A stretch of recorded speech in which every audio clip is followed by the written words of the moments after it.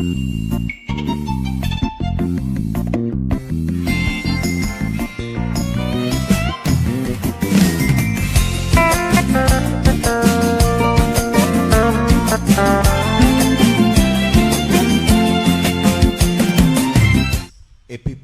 என்கிறதான ஒரு மனிதனை குறித்து நாம் வேதத்தில் வாசிக்கிறோம். He was a servant of God, a minister.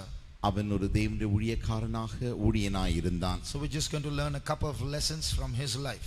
அவனுடைய வாழ்க்கையிலிருந்து சில பாடங்களை நாம் படிக்க போகிறோம். He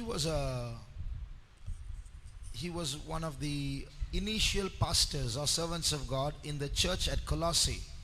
கொலோசேயர் சபைகளின் ஆதி நாட்களில் தொடக்க நாட்களில் இருந்ததான ஊழியக்காரர்களில் ஒருவனாக அவன் இருந்தான். Read Colossians 1:7. கொலோசேயருக்கு எழுதின நிருபம் 1ஆம் அதிகாரம் 7ஆம் வசனத்தை வாசியுங்கள். அதை எங்களுக்கு பிரியமான உடன் வேலையாலும் உங்களுக்காக கிறிஸ்துவின் உண்மையான ஊழியக்காரனுமாய் இருக்கிற எப்பாப்பிராவினிடத்தில் நீங்கள் கற்றறிந்திருக்கிறீர்கள்.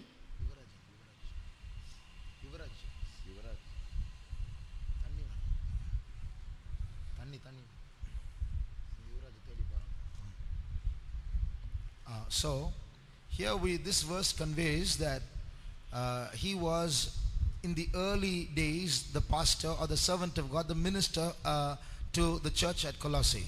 கொலோசே சபைகளில் ஆதி நாட்களில் இருந்ததான ஒரு ஊழியக்காரனாக, ஒரு மேய்ப்பனாக, ஒரு நல்ல பாஸ்டராக அவன் அங்கே இருந்தான். But later on he moves out and goes to another ministry. அங்கிருந்து அவர் போய் வேறு ஊழியங்களுக்காக வேறு இடத்திற்கு அவர் சென்றார். Read Colossians 4:12. கொலோசேயருக்கு எழுதின நிருபம் 4ஆம் அதிகாரம் 12ஆம் வசனம். எப்பாப்பிராவும் உங்களுக்கு வாழ்த்துதல் சொல்லுகிறான்.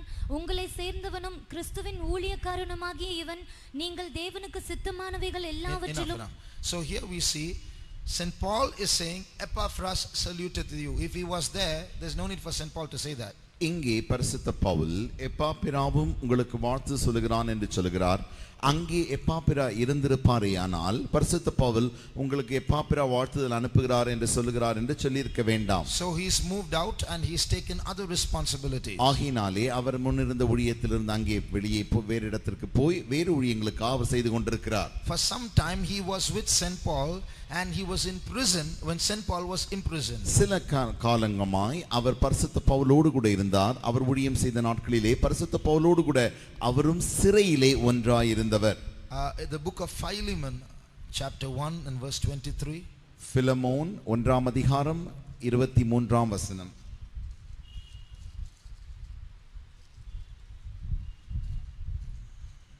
Before Hebrews, எபிரேயருக்கு முன்பாக இருக்கிற நிருபம்.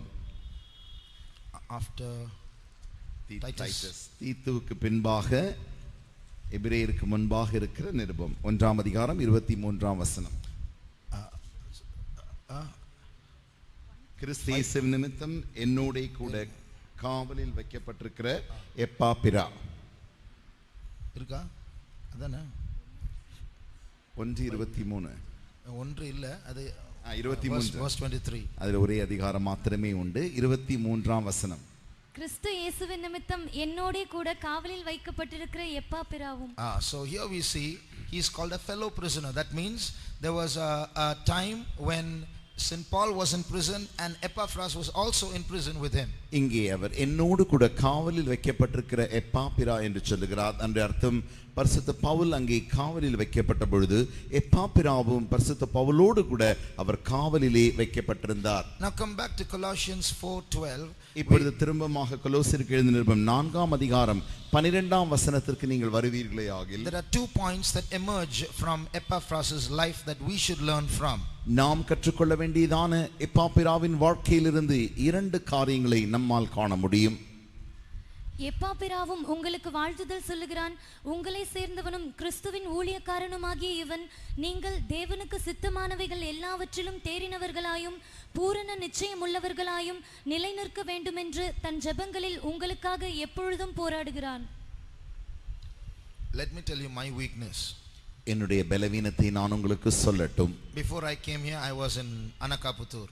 நான் இங்கு வருவதற்கு முன்பாக நான் அனகாபுத்தூருக்கு போக வேண்டியதாக இருந்தது. I was in Anakaputtur. நான் இந்த இடத்தில் ஊழியம் செய்வதற்கு முன்பாக அனகாபுத்தூர் சபையிலே நான் ஊழியம் செய்து கொண்டிருந்தேன். And now I have moved out from there, like Epaphras moved out from Colossae. I moved out from there and I've come here. எப்பாப்பிரா எப்படி ஒரு இடத்திலிருந்து இன்னொரு இடத்திற்கு ஊழியத்து நிமித்தம் மாற்றப்பட்டாரோ அதே வண்ணமாக நானும் கூட அனகாபுத்தூர் சபையிலிருந்து தாம்பரம் சபைக்கு மாற்றப்பட்டு வந்தேன். But this verse says Epaphras was always praying for his previous ministries. But if those from Anakaputtaran come and ask me, are you praying for us, brother? I will say no. எப்பாப்பிரா இந்த வசனத்தின்படி நாம் பார்க்கிறோம். எப்பாப்பிரா முற்காலங்களில் தான் செய்து வந்த ஊழியங்களுக்காக அவன் ஜெபித்து கொண்டே இருக்கிறவனாய் இருந்தான். அதே வண்ணமாக அனகாபுத்தூரில் இருக்கிற விசுவாசிகள் என்னை பார்க்க வந்து, ஐயா எனக்காக ஜெபிக்கிறீர்களா என்று கேட்டால் நான் அவர்களுக்காக ஜெபிக்கிறதில்லை. So I have to learn a lesson from Epaphras. ஆகினாலே எப்பாப்பிராவினிடத்திலிருந்து நானும் கற்றுக்கொள்ள வேண்டிய பாடம் ஒன்று. At least in general I should pray for the church, isn't it? If I won't have the time to pray for hundreds of them there, at least in general, Lord, please keep the church, let them grow. குறைந்த பட்சமாகவாவது நான் அவர்களுக்கு ஒரு பொதுவான ஜெபமாகிலும் செய்ய வேண்டும். நூற்றுக்கணக்கான அங்கிருக்கிற நூற்றுக்கணக்கான விசுவாசிகளுக்காக ஒருவருக்கு பின்பாக ஒருவருக்காக என்னால் ஜெபிக்க முடியாமற் போனாலும் பொதுவாகவது ஆண்டவரே அந்த சபையை நீர் பாதுகாக்க வேண்டும் என்று நான் பொதுவாக ஜெபிக்க வேண்டும். This morning pastor preached that the devil puts some burdens on us. இன்று காலையிலே பாஸ்டர் அவர்கள் நமக்கு தந்ததான தெய்வ தூதிலே பிசாசானவன் நமக்குள்ளே பாரங்களை போடுகிறான் என்று சொன்னார். So we are not supposed to be burdenless. God takes away those burdens and gives us his burdens in exchange. நாம் பாரம் இல்லாதவர்களாகவே இருக்க வேண்டும் என்பது அல்ல. தேவன் நமக்குள் இருக்கிறதான பாரங்களை எடுத்துவிட்டு தம்முடைய காரியங்களை நிமித்தமாக நமக்கு பாரங்களை நமக்குள் செலுத்துவார். Read Matthew 11 and the last verse. மத்தேயு எழுதின சுவிசேஷம் 11ஆம் அதிகாரம் கடைசி வசனத்தை வாசியுங்கள். என் நுகம் மெதுவாயும் என் சுமை இலகுவாயும் இருக்கிறது என்றார். So here we see Jesus saying he has a burden and he wants to give it to us. இங்கே இயேசுவுக்கு ஒரு நுகமுண்டு, ஒரு பாரமுண்டு, அதை அவர் மற்றவர்களுக்கு நமக்கு கொடுக்க விரும்புகிறார். When he gives it to us, he says, don't say no, my burden is lighter than the one you gave me. ஆகவே நான் அப்படி நுகத்தை உனக்கு கொடுக்கும் பொழுது நீ அது வேண்டாம் என்று சொல்ல வேண்டாம். என் நுகமானது மெதுவாயும் என் சுமை என் நுகம் மெதுவாயும் என் சுமை lighter than the burden that you gave me. நீ எனக்கு தந்ததான பாரத்தை காட்டிலும் அது லகுவாகவே இருக்கிறது. So God has burdens to give us. தேவன் நமக்கு தரும்படியாக சில பாரங்கள் சில நுகங்கள் உண்டு. So although Epaphras moved out of a former ministry to take on other responsibilities, he still had a burden about the ministry that God had given him. எப்பாப்பிரா அங்கிருந்து வெளியே மற்ற இடத்திற்கு செல்லும்படி ஊழியத்தின் நிமித்தமாக மற்ற ஊழியங்களுக்காக சென்றாலும் கூட அவனுக்கு முன்பே இருந்து செய்ததான அந்த ஊழியங்களின் நிமித்தம் ஒரு பாரம் இருந்தது. So there are some burdens that God may have already given you or God wants to give you. ஒருவேளை உங்களுக்கு ஏற்கனவே இப்படிப்பட்டதான தேவன் உங்களுக்கு பாரங்களை தந்திருக்கலாம் அல்லது சில பாரங்களை தேவன் உங்களுக்கு தரும்படி விரும்பலாம். Now in our church a convention is going on at a place, the poorest country in the world, called Sierra Leone. உலகத்திலேயே மிக மிக ஏழ்மையான தேசமாகிய செரலியோன் தேசத்திலே இப்பொழுது நம்முடைய சபையின் கன்வென்ஷன் அங்கே நடக்கிறது. Many years ago a young girl was studying in our Sunday school. I think it was in Texas Faith Home, I'm not sure, in America. அநேக ஆண்டுகளுக்கு முன்பாக அமெரிக்க தேசத்திலே டெக்சஸ் சபையிலே நம்முடைய சபையிலே அங்கே ஞாயிறு பள்ளி படித்ததான ஒரு சிறுமி இருந்தார்கள். Her parents were both lecturers in a college, in a university. அவளுடைய பெற்றோர்கள் இருவருமே ஒரு பெரிய கல்லூரியிலே அவர்கள் பேராசிரியர்களாக பணிபுரிந்து வந்தார்கள். Her father was Dr. Bill Kelone. அவர்களுடைய அந்த சிறுமியின் தகப்பனுடைய பெயர்தான் டாக்டர் பில் கெலோன். So doctor in the sense he was a PhD. அவர் ஒரு தத்துவ ஞானியாக பேராசிரியராக அங்கே இருந்தார். So when this girl studied in Sunday school and went to talk to her parents and brought the parents to church one day. இந்த சிறுமியானவள் ஞாயிறு பள்ளிக்கு வந்து ஞாயிறு பள்ளி காரியங்களை படித்து அதை போய் தன்னுடைய பெற்றோருக்கு சொல்லி பெற்றோர்களையும் அந்த சபைக்கு அவள் வரவழைத்தாள். Parents joined church, became believers, and then God called them for the ministry. They came to the full-time ministry also. பெற்றோர்கள் அந்த கூட்டத்திற்கு வந்து விசுவாசிகளாகி கொஞ்ச காலத்திற்கு பின்பு தேவன் அவர்களை ஊழியத்திற்கு அழைத்து அவர்கள் இருவருமே ஊழியத்திற்கு வந்து விட்டார்கள். Then they were living luxurious lives. அவர்கள் முற்காலத்தில் நீங்கள் பார்த்தால் நல்ல பிரபலமான நல்ல ஆடம்பர வாழ்க்கையை ஆண்டு வந்தார்கள். But God spoke to them both of them, between both of them, they had 52 dreams showing that they are going to serve God in Africa. அவர்கள் இருவருக்குமே சேர்ந்து தேவன் 52 சொப்பனங்களை தந்து ஆப்பிரிக்க தேசத்திலே போய் தேவனுக்காக ஊழியம் செய்வதாக தேவன் அவர்களோடு பேசினார். And so they went there and served God. Brother Bill died. Sister Kelon is still there. ஆகையினாலே And her daughter also in the ministry. ஆகையினாலே அவர்கள் உடனடியாக ஆப்பிரிக்க தேசத்திற்கு போய் செரலியோனில் இருவருமாக சேர்ந்து தன்னுடைய மகளோடு கூட ஊழியத்தில் செய்தார்கள். கொஞ்ச காலத்திற்கு பின்பு பிரதர் கெலோன் அவர்கள் மரித்து போனார்கள். இப்பொழுது அவருடைய மனைவியாரும் அந்த சிறுமி இப்பொழுது ஊழியத்தில் இருக்கிறார்கள். இருவருமாக சேர்ந்து செரலியோன் தேசத்தில் ஊழியத்தை செய்து வருகிறார்கள். She preached in March, isn't it? இங்கே அவர்கள் மார்ச் மாதம் வந்து பிரசங்கம் செய்தார்கள் தாம்பரம் சபையிலே. So see, look at the burden that God gave them, pushed them from luxury to an atmosphere of sufferings, and they're still there. தேவன் அவர்களுக்கு தந்ததான நுகத்தை பாருங்கள். அவர்களுக்கு இருந்ததான அந்த ஆடம்பர வாழ்க்கையை எடுத்துவிட்டு பாடுபடுகிறதான அந்த பாடுள்ள வாழ்க்கை தேவன் அவர்களுக்கு தந்திருக்கிறார். She, her service is so effective there that nobody calls that church New Testament church. That's the name there. If you tell New Testament church, they may not know it. If you tell Sister Kelon's church, yes, I know that. அவர்கள் நடத்துகிறதான ஒவ்வொரு ஆராதனையும் அவ்வளவு பகிரங்கமாக அவ்வளவு பயங்கரமாக வல்லமையாக இருந்தபடியினாலே அங்கே நீங்கள் நம்முடைய சபையின் பெயர் புதிய ஏற்பாட்டு சபை. புதிய ஏற்பாட்டு சபை செரிலியோனில் இருக்கிறது என்று சொன்னால் அங்க இருக்கிற ஜனங்களுக்கு புரியாது. மாறாக சிஸ்டர் லியோன் அவர்களுடைய கெலோன் அவர்களுடைய சபை என்று சொல்லிவிட்டால் போரும், எல்லாருக்கும் புரிந்துவிடும். You won't believe, just like if you go to a foreign country, you'll come back with a lot of goods, isn't it? Like that, when Sister Kelon comes for a convention, she will take mosquito coils to Africa because there's no electricity and no modern amenities there. So they're importing things from India. நீங்கள் வெளிநாட்டிற்கு போய் ஒரு பயணம் போய் வந்தால் அங்கிருந்து பல பொருட்களை வாங்கி வருவீர்கள் அல்லவா? அதே போல சகோதரி அந்த கெலோன் அவர்கள் நம்முடைய இரும்பலூர் கன்வென்ஷனுக்கு வரும்பொழுதெல்லாம் கன்வென்ஷனுக்கு வந்துவிட்டு திரும்பி போகும்பொழுது அவர்கள் கொசுவர்த்தி சுருளை வாங்கி கொண்டு போவார்கள். ஏனென்றால் அங்கே மின்சாரமும் இல்லை, அவ்வளவு கொசுக்களின் தொல்லை. அவர்களுக்கு ஆடம்பரமும் அங்கே கிடையாது. That was the state 10 years ago. I don't know how it was now. 10 வருடங்களுக்கு முன்பாகத்தான் அப்படி நிலவரம் இருந்தது. இப்பொழுது எப்படி எனக்கு தெரியாது. Has God given you any burden like that? அப்படிப்பட்டதான ஒரு பாரத்தை தேவன் உனக்கா அல்லது எனக்கோ தந்திருக்கிறாரா? When I was young like you, God gave me a burden for backsliders. நான் உங்களைப் போல வாலிபராய் இருந்த காலத்திலே தேவன் எனக்கு பின்மாற்றக்காரர்களை குறித்ததான ஒரு பாரத்தை தந்தார். Now that burden has decreased. I feel bad about it. ஆனால் இப்பொழுது அந்த பாரம் எனக்கு குறைந்ததாய் காணப்படுகிறது. அதை குறித்து நான் மிக வருத்தப்படுகிறேன். So whether this message applies to you or not, I'm preaching to myself. இந்த செய்தி உங்களுக்கு கிடைக்கிறதோ அது உங்களுக்காகதானோ அல்லவோ தெரியாது. ஆனால் இந்த செய்தி எனக்காக என்று நான் உணர்கிறேன். When I was small, நான் சிறுவனாய் இருந்த பொழுது my father had a burden for South Africa. He was praying for the apartheid distinction there. என்னுடைய தகப்பனார் அவர்கள் தென்னாப்பிரிக்க தேசத்திற்காக அந்த தேசத்தில் உள்ள மாகாணங்களுக்காக அவர் ஜெபித்துக் கொண்டே இருந்தார். That is, the white people there in South Africa looked down upon the black-skinned Africans there.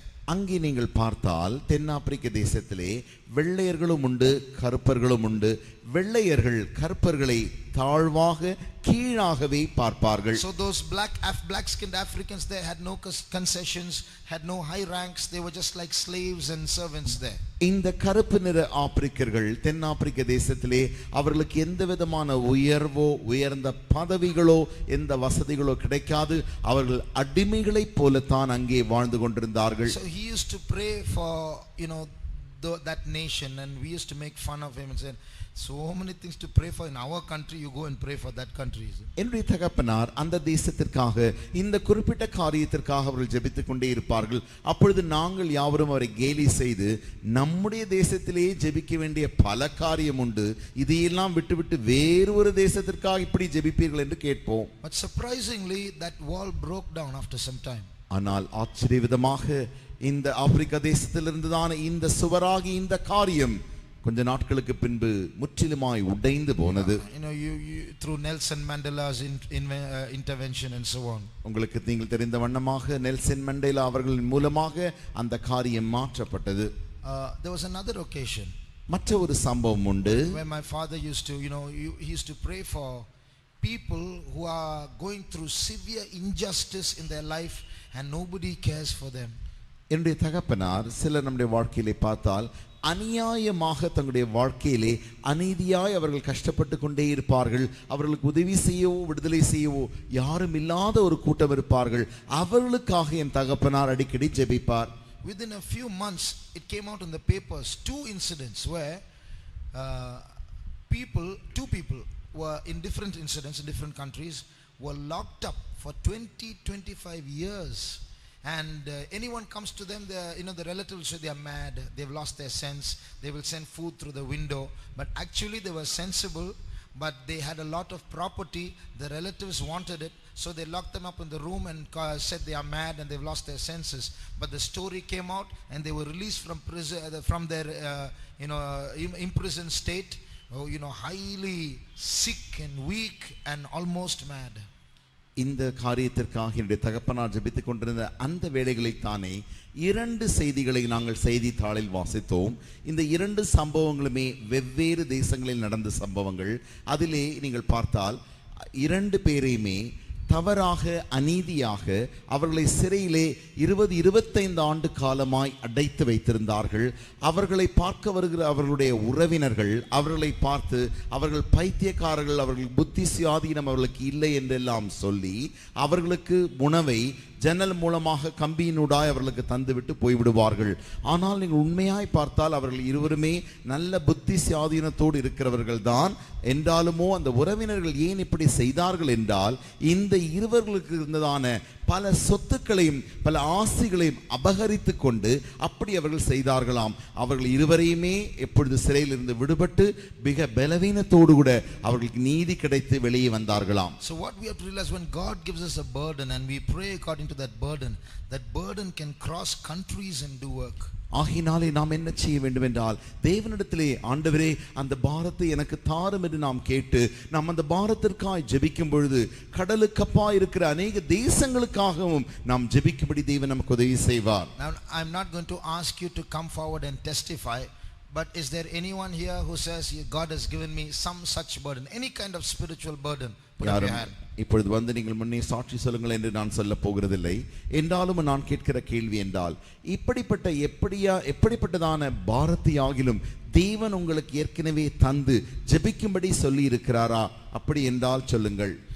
It might be even one person that God has given you a concern about, someone not in your family. ஒருவேளை உங்களுடைய குடும்பத்தாரா அல்லாத வேறு ஒருவருக்காக ஒரு நபருக்காகவாவது நீ ஜெபிக்க வேண்டும் என்று தேவன் உனக்கு ஏற்கனவே பாரத்தை தந்திருக்கிறாரா? Someone who is not directly related to you, உனக்கு நேரடி சொந்தம் இல்லாத ஒருவருக்காக ஜெபிக்கும்படி, someone you don't talk to often, நீ அடிக்கடி பேசாத அந்த நபருக்காக, but still there is a person, என்றாலுமோ அந்த நபருக்காக ஜெபிக்கும்படி தேவன் எனக்கு பாரத்தை தந்திருக்கிறார் என்றால் நீங்கள் சொல்லுங்கள். A burden about a land, a burden about a nation, a burden about a group of people. ஒரு தேசத்திற்காக, ஜனத்திற்காக, ஒரு கூட்டமாகிய ஜனத்திற்காக, ஆத்துமாக்களுக்காக தேவன் உங்களுக்கு பாரத்தை தந்திருக்கிறாரா? A burden about a particular sin, ஒரு குறிப்பிட்ட பாவத்தின் நிமித்தம் வருகிறதான அந்த பாரத்துக்காக தேவன் தந்திருக்கிறாரா? I'm not going to ask you what burden is, but if you have a burden, put up your hand. என்ன பாரம் என்று நான் கேட்க போகிறதில்லை. உங்களுக்கு அப்படி தேவன் பாரத்தை தந்திருந்தால், எனக்கு பாரம் உண்டு என்று எனக்கு தேவன் தந்திருக்கிறார் என்று சொன்னால் உங்களுடைய கரத்தை உயர்த்துங்கள். Put down your hand. இப்பொழுது கரத்தை கீழே போடுங்கள். Now focus on that burden. It's God given. தயவு செய்து அந்த பாரத்தின் மேல், அந்த நுகத்தின் மேலே உங்களுடைய கவனத்தை திருப்புங்கள். ஏனென்றால் தேவன் தான் உங்களுக்கு அந்த பாரத்தை தந்திருக்கிறார். Now when you pray with that burden, your prayer will be more powerful than other people's prayer. See, that particular thing, if I pray for that, it will be less powerful because I will pray without a burden. But when you pray, you will pray with a burden, and that burden adds fuel to your prayer. தேவன் தந்திருக்கிறாரே அந்த பாரத்திற்காக உங்களுடைய கவனத்தை நீங்கள் செலுத்தி நீங்கள் ஜெபித்தால் அந்த ஜெபம் மிக வல்லமையாய் இருக்கும். ஆனால் அதே காரியத்திற்காக நான் ஜெபிப்பேனே ஆகில் எனக்கு தேவன் அதை குறித்து பாரத்தை தராத பட்சத்தினாலே என்னுடைய ஜெபத்தும் அவ்வளவு வல்லமையா இருக்காது. தேவன் உங்களுக்கு தந்த பாரத்திற்காக நீங்கள் அதற்காய் குறிப்பிட்டு ஜெபிக்கும் பொழுது அந்த ஜெபம் வல்லமையுள்ள ஜெபமாய் இருக்கும். So don't neglect that burden, focus on that burden, pray every day with that burden. ஆகையினாலே தேவன் தந்த பாரத்தை அசதியாய் தள்ளிவிட வேண்டாம்.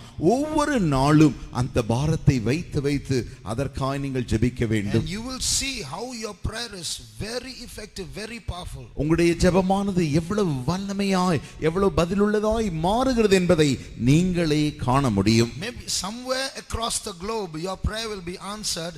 Not only will your prayer be answered, God will show you through some source that your prayer is being answered. அந்த காரியமானது பூமியில ஏதோ ஒரு பகுதிக்கு ஏதோ ஒரு இடத்திற்கு காணப்படலாம். அது உங்களுக்கு தெரியாமல் போய்விடாது. ஒரு தேவன் கண்டிப்பாக அந்த காரியத்திற்கு பதில் செய்யும் பொழுது, பதில் கொடுக்கும் பொழுது அந்த காரியத்தை உங்களுக்கு முன்பாகவே கொண்டு வந்து நிறுத்துவார். Second thing about Epaphras, எப்பாப்பிராவை குறித்ததான இரண்டாவது காரியம், although he was one of the pioneering pastors of the church at Colossae, கொலோசை சபையிலே மிக வல்லமை வாய்ந்த நல்ல ஒரு மேய்ப்பனாக அவர் இருந்தவர். ஆரம்ப மேய்ப்பனாக இருந்தாலும் கூட he gave the prerogative to St. Paul, and he didn't say I started that church and push himself.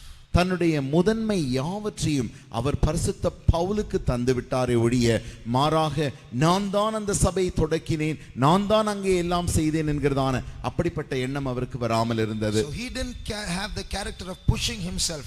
He hid himself behind the apostles. தன்னை முந்தி காட்டிக் கொள்கிறதான அப்படிப்பட்ட சுவாபம் அவருக்கு இல்லாமல், மாறாக தன்னை மறைத்துக் கொள்கிறதான ஒரு சுவாபம் அவருக்கு இருந்தது. So although he was the pioneer there and converted many people in the church at Colossae, still he allows St. Paul to speak on his behalf instead of speaking personally. அவர் எப்பாப்பிரா ஆரம்ப நாட்களிலே அந்த சபையிலே அநேக ஆத்துமாக்களை அவர் தன் மூலமாக அநேகரை ரட்சித்து அந்த சபைக்கு கொண்டு வந்தாலும் கூட தன்னை முதன்மையாக காட்டிக்கொள்ளாமல் பரிசுத்த பவுலையே அவர் முதன்மைப்படுத்தி அவரையே அங்கே வெளிப்படுத்துகிறார். So St. Paul was one of the chief apostles, and he stays behind and hands over the rights of the church to him. பரிசுத்த பவுல் முதன்மை அப்போஸ்தலரில் ஒருவராய் இருந்தவர். அவருக்கு தன்னுடைய முழு நடத்திப்பையும் தந்துவிட்டு அவருக்குள்ளே தன்னை மறைத்து அவர் பின்பாக நின்று கொண்டார். So in the same way in spiritual life also, அதே வண்ணமாக நம்முடைய ஆவிக்குரிய ஜீவியத்திலும், when we have certain capabilities and we have achieved certain things, we should not claim ownership over them. சில திறமைகள் நமக்கு கிடைக்கும் பொழுது, சில காரியங்களை நாம் அடைந்திருக்கும் பொழுது, அந்த காரியத்தை குறித்து நாம் ஒரு காலும் நாம் சொந்தம் பாராட்டக்கூடாது.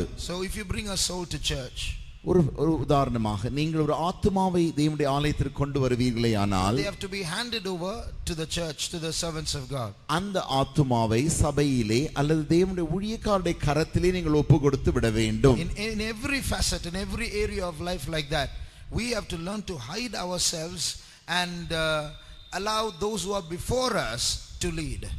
அதே வண்ணமாக நம்முடைய ஜீவியத்தின் சகல அம்சங்களிலுமே எல்லாவற்றையும் நாம் கொடுத்துவிட்டு நமக்கு முன்பாக நடத்திப்புக்காரர் இருக்கிறார்களே அவர்கள் நம்மை ஒப்பு கொடுத்து அவர்களுக்கு பின்பாக நம்மை மறைத்து கொள்ள வேண்டும். I remember once I wrote an article in the Voice of Pentecost. எனக்கு ஞாபகத்தில் வருகிறது, ஒரு முறை பெந்தேகோஸ்தே பேரொலிக்காக நான் ஒரு செய்தியை எழுதினேன். When Pastor T. Thomas was alive, he used to send emails to many people on various questions and answers. He would periodically send questions and answers through email to many. கணனி மூலமாக பாஸ்டர் டி தாமஸ் அவர்கள் email மூலமாக அநேகருக்கு அவர் கேள்விகளையும் பதிலையும் அனுப்பி கொண்டிருப்பார். அதன் மூலமாக அவர்களோடு கூட சம்பாஷிக்கவும் செய்வார். So that particular article that I wrote in the Voice of Pentecost was, I think it was, why does God withhold our needs?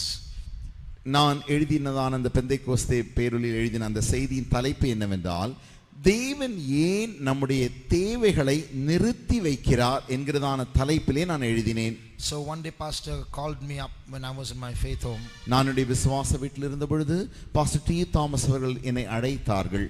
And he said, Brother Teju, you wrote an article called Why Does God Withhold Our Needs in the Voice of Pentecost.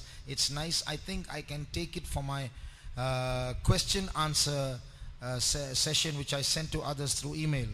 அப்பொழுது அவர்கள் என்னை அழைத்து, brother Tej அவர்களே, நீங்கள் எழுதினதான தேவன் ஏன் நமக்கு தர வேண்டிய நன்மைகளை நிறுத்தி வைக்கிறார் என்கிறதான, தேவைகளை நிறுத்தி வைக்கிறார் என்கிறதான செய்தியை நான் வாசித்தேன். அது நல்ல செய்தியாக இருக்கிறது. அதை நான் இப்பொழுது இன்டர்நெட் மூலமாக இமெயிலில் அனுப்பி கொண்டிருக்கிறேனே, அந்த கேள்வி பதில், அந்த பகுதிக்கு அந்த செய்தியை நான் எடுத்து அனுப்பலாமா என்று என்னிடத்தில் கேட்டார். So he asked, can I send it? நான் அனுப்பலாமா என்று என்னிடத்தில் கேட்டார். I didn't say yes. நான் உடனடியாக சரி பாஸ்டர் என்று சொல்லவில்லை. So you'll be surprised. He's chief pastor. How can I not say yes? அவர்கள் தலைமை பாஸ்டர் கேட்கிறார், அவரிடத்தில் எப்படி ஒரு ஆம் என்று சொல்லாமல் இருக்கிறாரே என்று நீங்கள் ஆச்சரியமா என்னை பார்க்கலாம். But I didn't say no either. நான் வேண்டாம் இல்லை என்றும் சொல்லவில்லை. I said, Pastor, why are you asking me this? The copyright is yours. அப்பொழுது பாஸ்டரிடத்தில் கேட்டேன், பாஸ்டர் ஐயா, ஏன் என்னிடத்திலே நீங்கள் இதை கேட்கிறீர்கள்? இதனுடைய முழு உரிமையும் உங்களுக்கல்லவா இருக்கிறது. He is the chief pastor. He shouldn't be coming and asking me permission. அவர் தலைமை பாஸ்டர், அவர் என்னிடத்திலே வந்து அனுமதி கேட்கலாமா என்ன?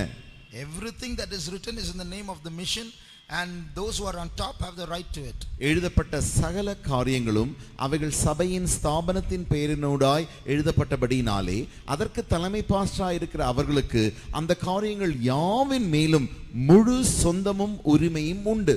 So if pastor asked me, can I take that article, and I said yes pastor, he would have thought, oh, so you are the author, is it? நான் அப்படி பாஸ்டர்களை எனக்கு கேட்ட மாத்திரத்தில், நீ எடுத்துக்கொள்ளலாமா என்று கேட்ட மாத்திரத்தில், சரி பாஸ்டர் எடுத்துக்கோங்களேன் என்று சொன்னால் உடனடியாக பாஸ்டர் நினைத்திருப்பார், இந்த செய்தி உன்னுடைய செய்தி என்று நீ உரிமை பாராட்டி சொந்தமாக இருக்கிறாயா என்ன? So thank God gave me wisdom at that time. அந்த சூழ்நிலையில் தேவன் எனக்கு ஞானத்தை தந்தபடியினால் கர்த்தருக்கு நன்றி செலுத்துகிறேன். So in the same way we should learn to hide ourselves and present God and those who are before us to take responsibility. அதே வண்ணமாக தேவன் நாமும் என்ன செய்ய வேண்டும் என்றால், நமக்கு முன்பாக இருக்கிற அவர்களுக்கு நம்மை ஒப்பு கொடுத்து விட்டு நம்மை நாம் மறைத்து கொண்டு நாம் வாழ வேண்டும். Although I am not able to fully do it, when I see it, at least theoretically, I realize that hiding is beautiful. நான் முழுவதுமாக அப்படிப்பட்ட ஒரு அனுபவத்தை நான் பழக்கி கொள்ளாமற் போனாலும் அதை நான் பார்க்கும் பொழுது, எழுத்துக்குரிய வண்ணமாக அதை நான் காணும் பொழுது, மறைந்து ஜீவிக்கிற ஜீவியமானது ஒரு பெரிய அழகுள்ள ஜீவியமாக இருக்கிறது. One day one miracle worker was writing his experience. ஒரு முறை ஒரு அற்புதம் செய்கிறதான அற்புத ஊழியர் தன்னுடைய அனுபவத்தை அவர் எழுதியிருக்கிறார். When he was conducting a meeting, a woman came on stage with a huge stomach. அவர்கள் இப்படி ஒரு கூட்டத்தை நடத்தி கொண்டிருந்த பொழுது திடீரென்று ஒரு சகோதரி தன்னுடைய பெரிய வயிற்றோடு கூட அங்கே அவர்கள் வந்தார்களாம். She had a huge boil in her stomach, a tumor. அவருடைய வயிற்றிலே பெரிய ஒரு புற்றுநோய் கட்டி காணப்பட்டது. There were many sick people on stage. அநேக வியாதியஸ்தர்கள் இப்பொழுது மேடையில் நின்று கொண்டிருக்கிறார்கள். And when he saw this woman, everybody is watching him, and if nothing happens, his reputation will be ruined. And so you know what he did? He prayed for everybody and quickly laid his hands on that woman and came off upstairs. அவர் என்ன நினைத்தார் என்றால், there were two parts of the stage, the lower stage, the upper stage. So quickly he prayed for her, laid his hand on her head while people were busy and not noticing. He quickly laid his hand there and came off to the upper stage. இப்படி மேடையிலே அவர் இரண்டு பாஸ்டர்மார்கள் வியாதியஸ்தருக்காக ஜெபித்துக் கொண்டிருந்தார்கள். அப்பொழுது இந்த சகோதரி பெரிய கட்டியோடு வந்ததை எல்லாரும் பார்த்து கொண்டிருக்கிறார்கள். இப்பொழுது இதை பாஸ்டர் அவர்கள் யோசித்து, இப்படி நான் இந்த சகோதரிக்கு ஜெபித்து சுகமடையாமற் போனால் என் பெயர் கெட்டு போய் விடுமே, என்ன செய்வதென்று யாரும் அறியாத வேளையிலே திடீரென்று நேரடியாக போய் எல்லாருக்கும் ஜெபித்து அந்த சகோதரியின் மேலும் அதி சீக்கிரமாக தன்னுடைய கையை வைத்து ஜெபித்து விட்டு வந்து விட்டாராம். When he went upstairs and looked back, that boil, huge boil, had come out of her and fallen on the stage. அவர்கள் அப்படி திரும்பி மேடைக்கு வந்து திரும்பி பார்க்கும் பொழுது அந்த கட்டியோடு வந்த ஸ்திரீனுடைய கட்டி வெளியே அந்த ஸ்திரீக்கு முன்பாக வந்து விழுந்ததாம். Then he felt very sad. Why did I come in a hurry? I should have showed everybody. ஐயோ, அப்பொழுதுதான் இவருக்கு துக்கம் வந்து விட்டதாம். அந்த சகோதரிக்கு இன்னும் நன்றாக கையை வைத்து நன்றாக ஜெபித்திருக்கலாமே, எல்லாரும் நம்மை பார்த்திருப்பார்களே என்கிற எண்ணம் இப்பொழுது அந்த பாஸ்டருக்கு வந்ததாம். Now nobody saw the magic. இப்பொழுது இந்த அற்புதத்தை ஒருவரும் பார்க்கவில்லை. So God works miracles, but sometimes we like to take the glory. தேவன் அற்புதங்களை நடப்பிக்கிறார், ஆனால் நாம் அந்த வேளைகளிலே மகிமையை நமக்கு எடுத்துக்கொள்ள நாம் முயற்சிக்கிறோம். The art of hiding and giving God the glory and allowing others to take the glory is so beautiful. தேவனுக்கு மகிமையை செலுத்தி தேவனுக்குள்ளே நாம் மறைந்து ஜீவித்து மகிமையை தேவனுக்கும் மற்றவர்களுக்கு நாம் கொடுப்பதிலே ஒரு பெரிய மகிமை இருக்கிறது. அது ஒரு திறனாய் இருக்கிறது. When I was doing my post graduation, if I'm right, என்னுடைய முதுகலை படிப்பை நான் படித்துக் கொண்டிருந்த பொழுது the lecturer asked us to work out some mathematics. பேராசிரியர் அவர்கள் சில கணக்குகளை எங்களை போடும்படி சொன்னார். I got the answer quickly. வேகமாக நான் போட்டு எனக்கு பதிலும் வந்துவிட்டது. And the boy next to me, he said, show me. எனக்கு அருகாமையில் இருந்த ஒரு பையன் என்னை பார்த்து உன்னுடைய பதிலை காட்டு என்று சொன்னான். It was not exam, so it's not wrong to show. So the teacher, while the lecturer was waiting, I showed him. அது ஒன்றும் பெரிய பரீட்சை அல்ல, அது வகுப்பில் நடக்கிற ஒரு வகுப்பாக இருந்தபடினாலே எனக்கு அருகாமையில் இருக்கிறவன் அதை காட்டு என்று சொன்ன பொழுது நான் அவனுக்கு காண்பித்தேன். So he wrote down everything copied from me. என்னை பார்த்து அவன் எல்லாவற்றையும் நன்றாக அப்படியே காப்பி எடுத்து எழுதிவிட்டான். So when the lecturer asked, any of you finished writing, come and write it on the board, he got up and wrote it. இப்பொழுது பேராசிரியர் அவர்கள், யாராகிலும் இந்த கணக்கை போட்டு முடித்து விட்டீர்களா, வந்து உடனடியாக நீங்கள் இப்பொழுது மேலே இருக்கிற அந்த பலகையில எழுதுங்கள் என்று சொன்ன பொழுது அவன் வந்து அழகாக எழுதி போட்டு விட்டான். Now that's wrong on his part to have done that. அப்படி செய்வது அவனுடைய பகுதியிலே அது தவறாய் இருந்தாலும், but that's not God's problem. God's problem is when he did that, Teju, how did you feel? அது அல்ல தேவனுக்கு பிரச்சனை. தேவனுடைய பிரச்சனை என்னவென்றால், அந்த உன்னுடைய சக மாணவன் வந்து அப்படி எழுதும் பொழுது தேஜுவே உன்னுடைய மனது நீ எப்படி இருக்கிறாய் என்பதே தேவனுக்கு பிரச்சனையா இருக்கிறது. Look at him, copies from me and goes and writes on the board, how dare he? That was what is in my heart. எனக்குள் என்னுடைய இதயத்தில் என்ன இருந்தது, அவனை பார், அவன் என்னை பார்த்து காப்பி எடுத்து எழுதிவிட்டு அவன் செய்தது போல மேடையில் போய் அவன் எழுதி போடுகிறானே. So God says what he did was bad, but what you thought that what he did was bad, that's bad. தேவன் என்ன சொன்னார், அவன் செய்தானே அது ஒருவேளை தவறாக இருந்தாலும் அதை காட்டிலும் நீ அவனை குறித்து இப்படி யோசிக்கிறாயே அந்த யோசனை தவறாய் இருக்கிறது என்று சொன்னார். So God is watching us. ஆகையினாலே தேவன் நம்மேல் கண்ணோட்டமாய் பார்த்து கொண்டிருக்கிறார். He wants us to hide and give him the glory. நம்மை நாம் மறைத்து கொண்டு சகல மகிமையும் தேவனுக்கே செலுத்தும்படி தேவன் விரும்புகிறார். There's one song in the chorus book in English. ஆங்கில பாட புத்தகத்திலே பாட்டிலே நமக்கு ஒரு ஆங்கில பாட்டு உண்டு. Which number is that? Jesus bids us shine in a clear pure light. 408. 408 பாட்டு.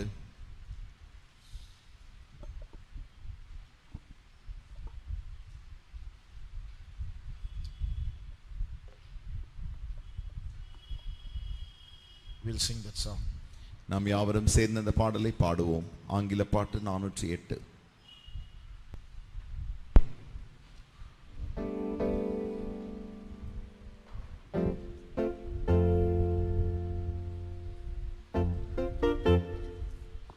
Jesus bids us shine with a clear pure light, like a little candle burning in the night. In this world of darkness, so we must shine. You in must walk order and I in mine. We'll sing only that first stanza. முதல் சரணத்தை மாத்திரம் நாம் பாடுவோம். You see, many of you all know about the Illuminati, the Freemasons, the elite in this world. They all power mongers. They all want power. They want to rule the world. ஏற்கனவே நாம் அறிந்தது போல இந்த உலகத்திலே இல்லுமினாட்டி என்கிறதான ஒரு கூட்டம் உண்டு. பெரிய பிரபலமான ஐஸ்வர்யமான ஒரு ஜன கூட்டம் உண்டு. அவர்கள் பதவி வெறி பிடித்து எப்படியாகிலும் பதவி வேண்டும் என்று அலைந்து கொண்டிருக்கிறார்கள். They want to shine, but they want to shine like the sun all over the world. They want the power, they want the glory, they want the control. அவர்களுக்கு பிரகாசிக்க வேண்டும் என்கிறதான விருப்பம் இருக்கிறது. எப்படி பிரகாசிக்க வேண்டும் என்றால் சூரியனை போல நன்றாக பிரகாசித்து முழு உலகத்தின் மகிமையும் தங்களுக்கு கீழே, முழு உலகத்தினுடைய ஐஸ்வர்யம் தங்களுக்கு கீழே, அதிகாரமும் ஆளுகையும் அவர்கள் கையில் கொண்டு வர வேண்டும் என்று அவர்கள் விரும்புகிறார்கள். God also says, let your light so shine before men. தேவனும் அப்படியே நம்மை சொல்லுகிறார், உங்களுடைய ஒளியானது மனுஷருக்கு முன்பாய் பிரகாசிக்கப்பட கடவது. Only in that corner which God has nominated for us. எங்கே தேவன் நமக்கு நியமித்து வைத்திருக்கிறாரோ அந்த இடத்தில் மாத்திரமே நாம் பிரகாசிக்க வேண்டும். அந்த மூலையில் மாத்திரம் நாம் பிரகாசிக்க வேண்டும்.